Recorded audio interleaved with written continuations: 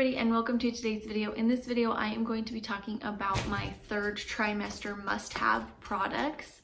I am actually no longer pregnant anymore. My baby came early, so I still wanted to put this video out because I felt like there were a lot of things that I used in the third trimester that I wanted to share that I think would be helpful for you guys. I have my laptop here, so if I am looking down, I am looking at my notes. So let's just get right into it. And I don't have all the products with me right now, but I'll either pop a photo up on the screen or I will link it down below, or both. So as far as third trimester, once you get to the third trimester, you're you kind of have all the things that you need. You may have some additional symptoms that are new, but you kind of have everything you need. It's more of just a waiting game for baby. So I was still taking prenatals, I was still taking Unisom, and I was also still taking that omeprazole for acid reflux. Once I did give birth when I was at the hospital, dropped off the Unisom, dropped off the omeprazole, and I was totally good. So I didn't really have any problems getting off of those.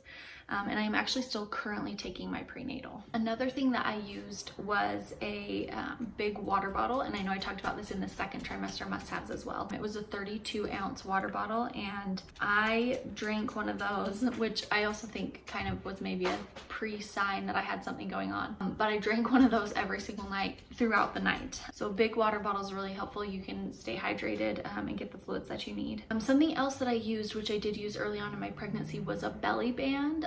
Just to kind of help support the belly when we would go out walking, which we didn't do very much because I was on bed rest at the end of my pregnancy. But when we would go out to like on a Saturday and go to a couple stores and run some errands, I noticed that I was having more pain in my hips. So having some additional support to kind of hold the belly up was really nice. So look at one of those. I'll link the one that I got from Amazon again below so you guys can check that one out. As I got more pregnant towards the very end, I noticed that my maternity pants that I got, the band that came up over my belly wasn't quite over my belly anymore. It was kind of like slowly sinking down. So I ended up just wearing more comfy clothes, and since I was on bed rest and couldn't go do a bunch, I really just ended up in jammies or sweats. So if you can, get some comfy clothes, get some jammies that you can wear postpartum as well. That's a great option. Something that would have been nice for me that I did not do, especially there towards the end, were compression socks or compression leggings. I think that would have helped continue to keep the blood flowing and keep my swelling down. So if you can get some kind of compression socks or even compression leggings that you could then wear postpartum, that would be a great option. I also had to manage my blood pressure a little bit. So we ended up getting like an at-home blood pressure cuff that would tell you the systolic and diastolic. So we ended up getting one of those just from like a CVS or Walgreens. And so I used that a ton.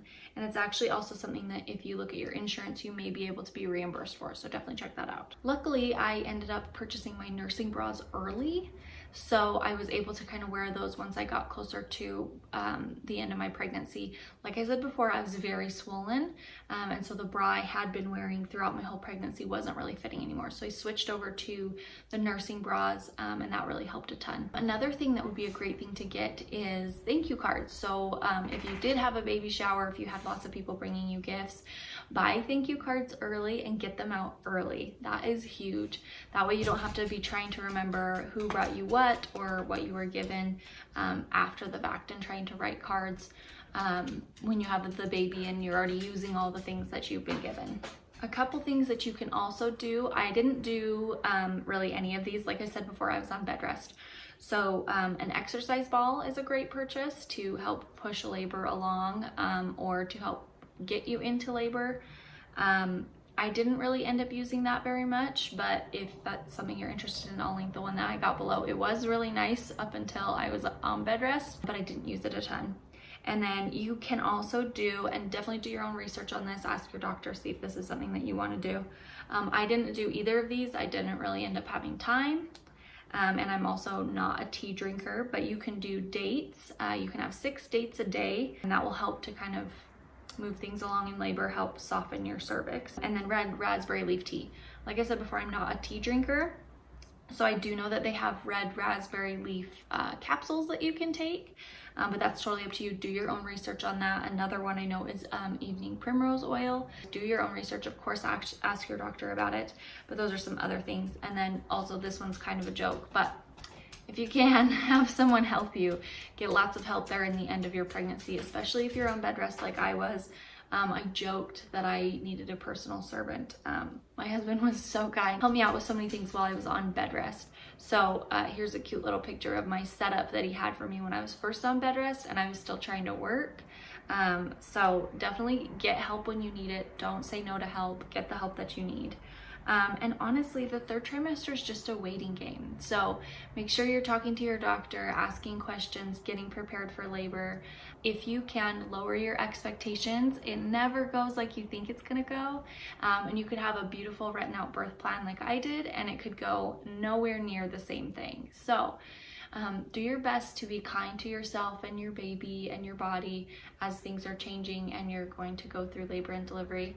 But that's really it for the third trimester. There wasn't too many things that I did or needed. Luckily, we had the nursery mostly done and I was able to just finish up a couple work things and we were able to go in and be induced. So thank you guys so much for watching this video. I know it's very short, but I still wanted to get it out there because there were a couple things that really helped me or things that I wish I would have done in the third trimester. So don't forget to subscribe to my channel and like this video, and we'll see you next time.